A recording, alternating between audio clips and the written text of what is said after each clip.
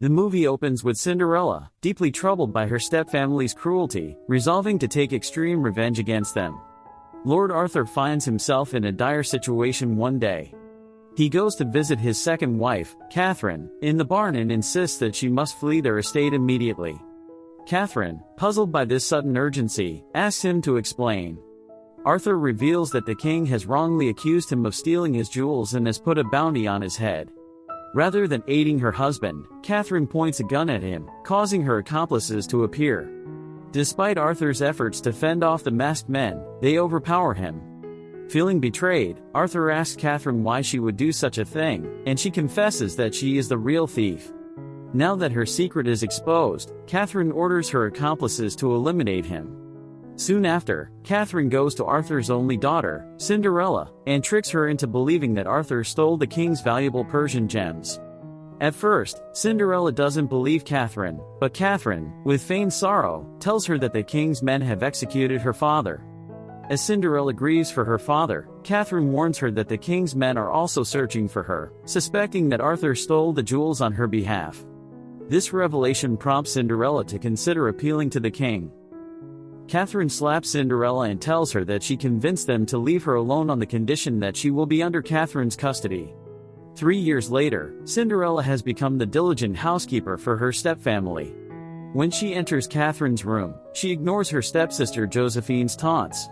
Josephine then breaks a vase to sabotage Cinderella's work.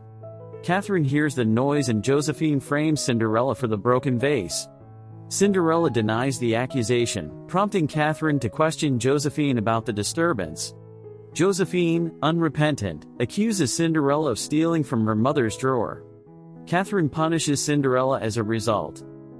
That night, Catherine and her sister Rachel lure Cinderella outside with strange noises. When Cinderella investigates, the sisters scare her and chase her until she's cornered. They taunt her, saying it's her punishment for breaking the vase, and beat her with a stick. The next day, Catherine announces to her daughters that Prince James will be hosting a ball, presumably seeking a wife. Excited, the sisters prepare for the event. Later, Cinderella asks Catherine for permission to attend the ball, but Catherine refuses.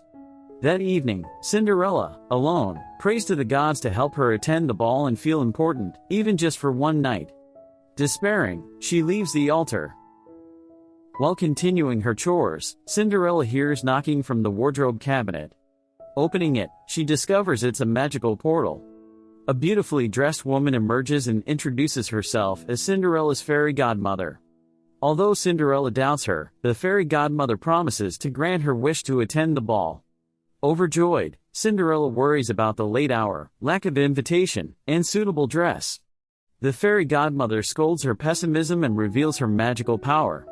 She grants Cinderella a dress, and with a wave of her wand, Tom Ford, Vidal Sassoon, and Christian Louboutin appear to give Cinderella a makeover. Once ready, Cinderella wonders how she will get to the castle. The fairy godmother summons a carriage, which turns out to be an orange car.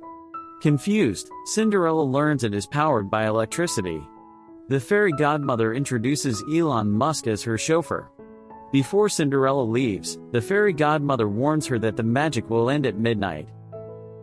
At the ball, Rachel makes an aggressive advance on Prince James, but her behavior disgusts him. He excuses himself, claiming he must speak to an important nobleman.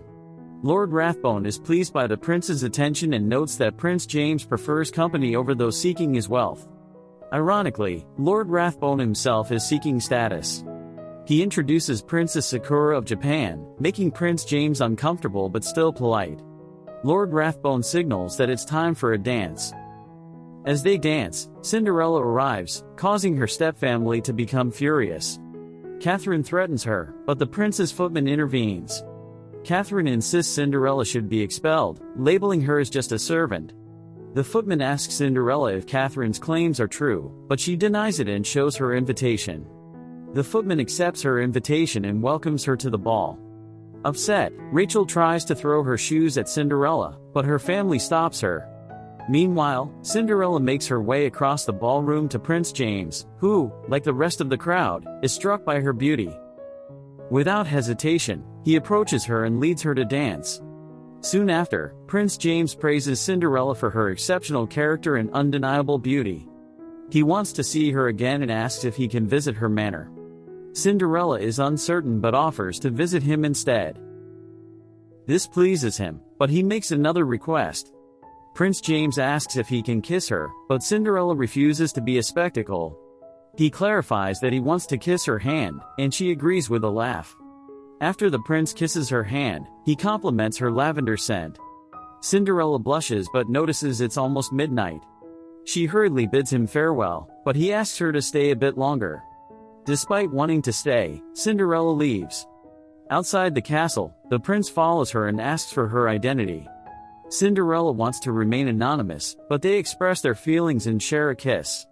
Cinderella departs, accidentally leaving behind a glass slipper.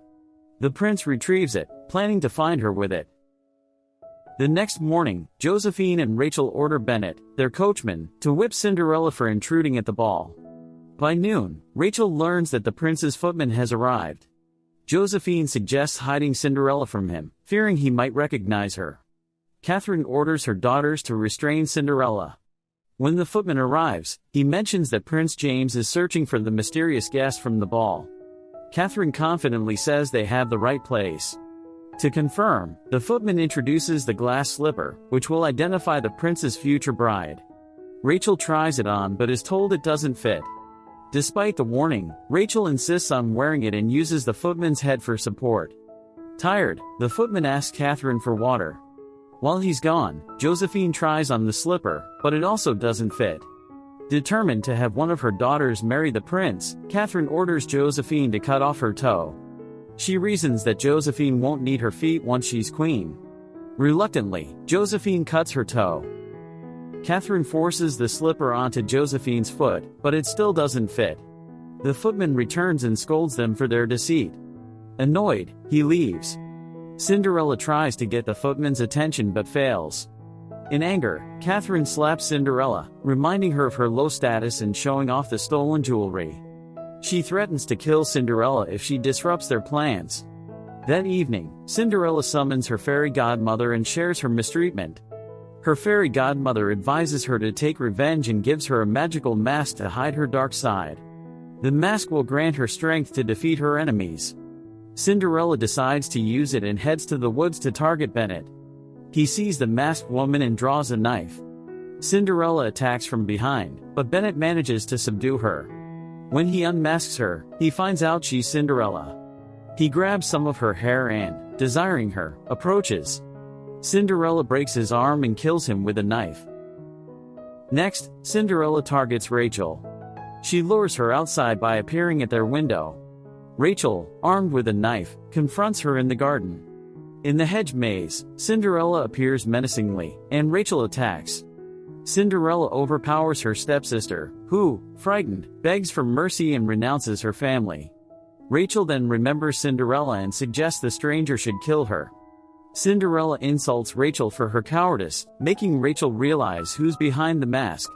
Rachel charges at Cinderella, but Cinderella kills her by gouging her eyes and slitting her neck. The next morning, Cinderella wakes up with blood on her hands and revels in the thrill. Josephine finds Rachel's eyes on a pillow and screams. Catherine rushes in, and Josephine later finds Rachel's body in the maze. Distraught, Catherine seeks a ruthless mercenary named Hogan. She finds him with an escort but interrupts their affair. Hogan, who has worked with Catherine before, asks what service he can provide. Meanwhile, Cinderella's fairy godmother warns her that Hogan is dangerous and advises her to end her revenge soon. Cinderella refuses the mask, revealing it excites her to kill. Despite her guilt, her fairy godmother encourages her to continue. Hogan examines Rachel's body and concludes the killer is likely from inside the household due to the injuries. Catherine and Josephine discuss potential suspects. Josephine suspects Bennett out of jealousy and reveals an affair. Hogan enters Josephine's room, causing Catherine to be upset with his ogling. Catherine orders Hogan to find Bennett. That night, Hogan returns and reports, hinting at Bennett's fate but inviting Catherine to check for herself. While they are away, Josephine, eating chocolate truffles, hears a strange noise and finds Cinderella. They fight, and Cinderella stabs Josephine with a stiletto. Hogan guides Catherine to Bennett's body, noting the severity suggests an insider. Catherine finds Cinderella's hair and, enraged, returns home. She orders Hogan to capture Cinderella. Cinderella surprises Hogan by hitting him with a figurine, and they fight. Hogan shoots at Cinderella, but she escapes. Hogan finds her, and they fight. He reveals he wore the mask when he killed Arthur and that Catherine orchestrated the murder and framed him. As he tries to disrobe Cinderella, he discovers she's wearing a bulletproof vest. Cinderella stabs Hogan with his own knife, avenging her father's death. Cinderella confronts Catherine without the mask. Catherine shoots at her, but Cinderella dodges. Catherine then uses the gun as a club, but Cinderella overpowers her. Cinderella grabs Catherine's rifle, but it's unloaded. Catherine mocks her and insults her. Cinderella forces Catherine to eat the stolen jewelry.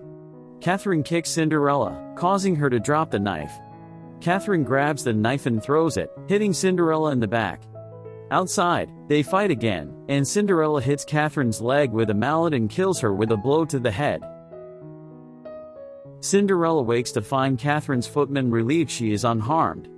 She learns she has been locked in her room for days and that her relatives are dead. The footman tells her a police inspector awaits her. The inspector is revealed to be her fairy godmother in disguise. Her fairy godmother pretends to interrogate her about Hogan's body and claims Hogan tried to steal the king's Persian jewel. Cinderella, feigning innocence, then heads to the palace to try on the glass slipper. Prince James helps her, recognizing her as the woman he's been searching for.